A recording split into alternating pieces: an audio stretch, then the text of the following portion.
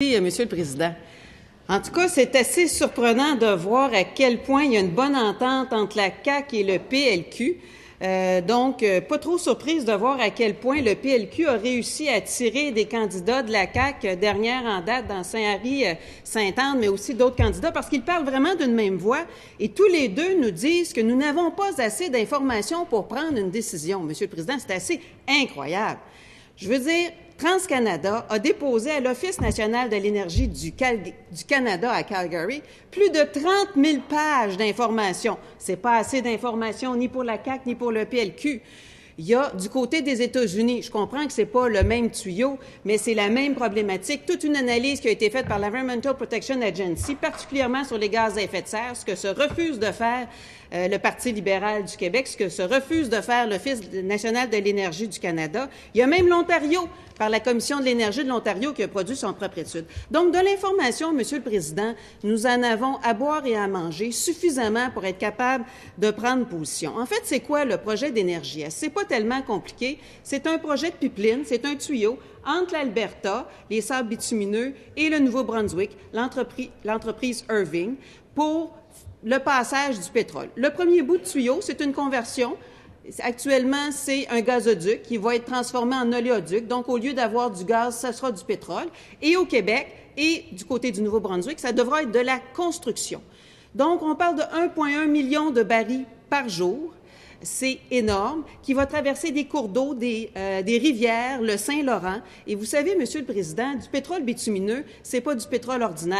Ça a été dit un petit peu plus tôt, c'est le pétrole le plus sale de la planète. C'est aussi du pétrole très visqueux. Et s'il y a une fuite dans un de nos cours d'eau, par exemple dans le fleuve Saint-Laurent, qui est la source d'approvisionnement d'eau potable de la majorité des Québécois et des Québécoises, bien, c'est seulement 15 % qu'on peut récupérer. Il y a 85 % qui va rester dans l'eau. Donc ça, c'est un risque extrêmement important du côté de la santé, pas juste un risque environnemental, mais du côté de notre santé. Donc, et c'est un projet essentiellement pour de l'exportation. Donc, on transforme le territoire de l'Ontario et du Québec en autoroute d'exportation des sables bitumineux. Ce n'est pas pour de la consommation au Québec, c'est de l'exportation. En fait, c'est un projet pour faire plaisir à l'industrie pétrolière de l'Alberta et pour faire plaisir à Irving au Nouveau-Brunswick. C'est essentiellement ça, le projet d'Énergie-Est. Vous savez, Monsieur le Président, ce projet-là a été préparé pour permettre l'augmentation de l'extraction des sables bitumineux et, je le répète, un des pétroles les plus polluants de la planète et qui génère le plus de gaz à effet de serre, alors qu'on sait que la planète doit réduire ses émissions de gaz à effet de serre. Et de qualifier ce projet-là de développement économique, en fait, il faut voir à qui ça profite.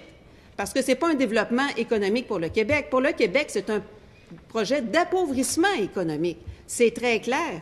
Et lorsqu'on parle d'économie, parce qu'on peut bien en parler de l'économie, et d'ailleurs, la députée de la CAQ de Saint-Hyacinthe mélange tout, parce que lorsqu'elle dit qu'on est contre tous les projets puis que du pétrole, on en consomme, ce projet-là d'Énergie-Est, c'est pas un projet pour le Québec, c'est un projet qui fait que passer, c'est de l'exportation.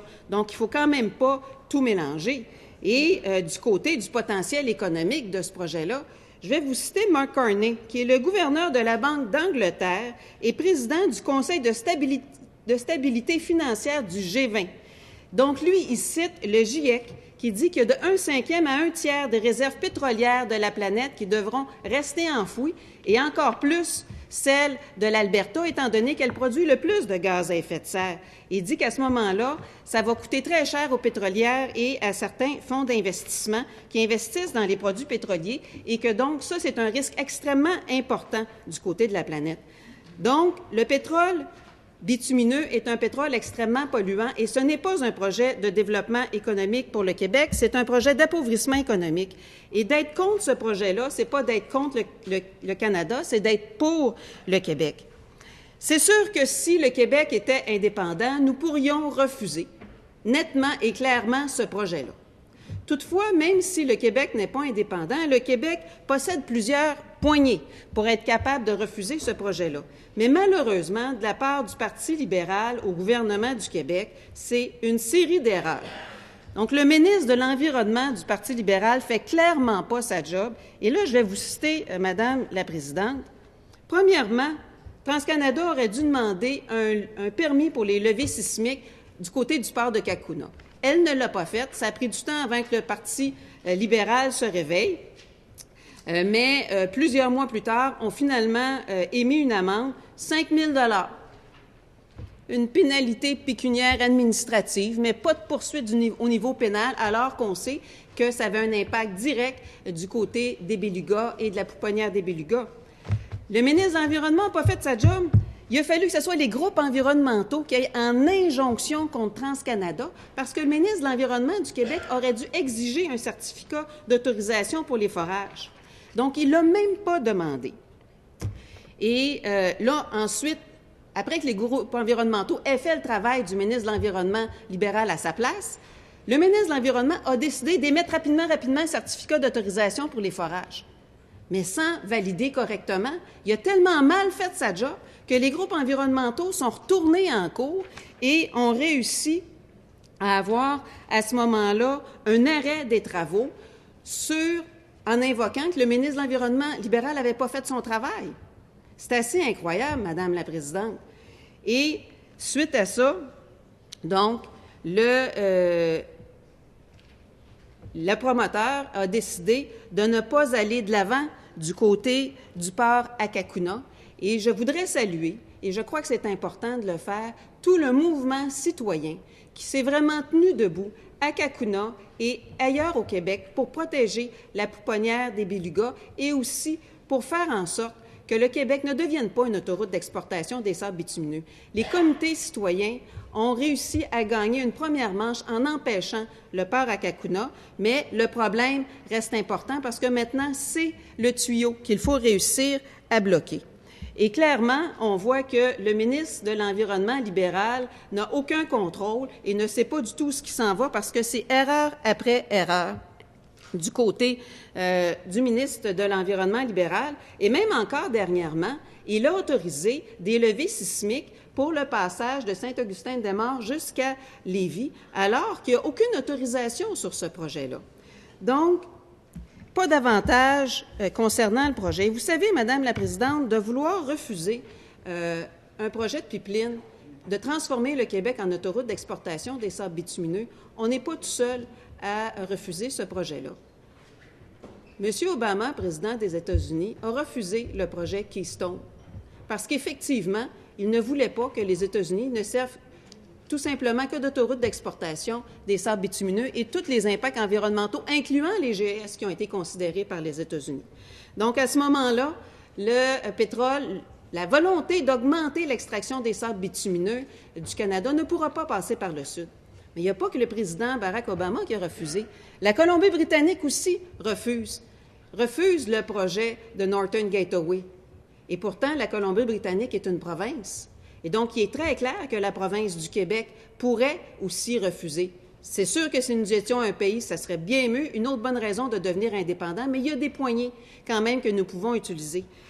Et du côté de l'Ontario, l'Ontario a fait toute une étude du côté de la Commission de l'énergie de l'Ontario, et voici leur conclusion. La Commission de l'énergie de l'Ontario conclut que le projet d'oléoduc Énergie-Est comporte plus de risques environnementaux et plus de risques économiques que de bénéfices pour les Ontariens et qu'il fera en plus grimper le prix du gaz naturel.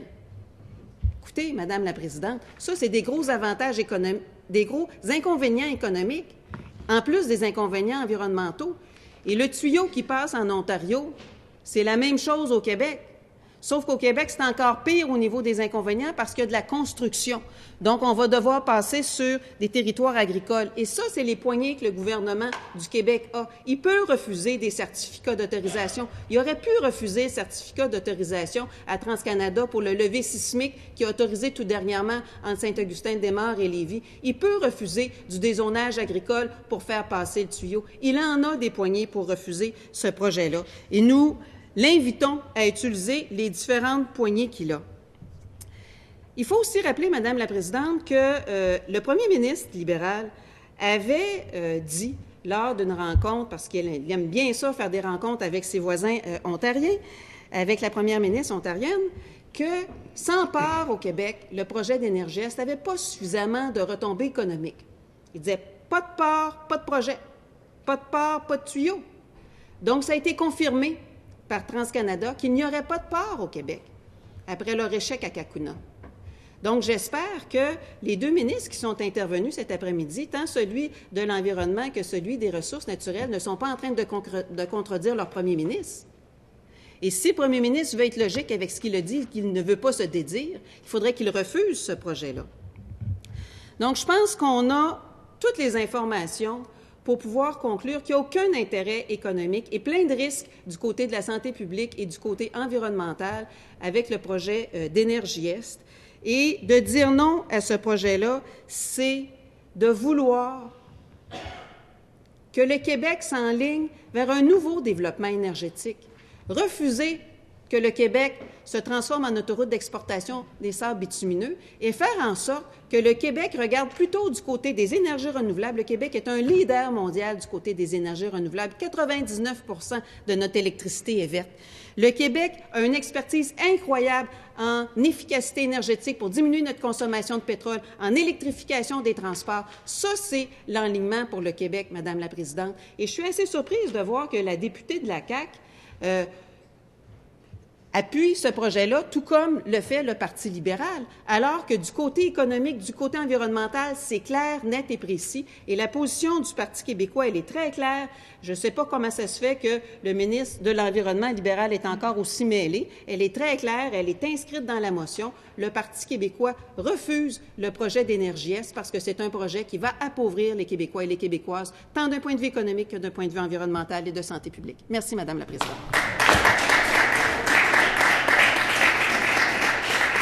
Alors,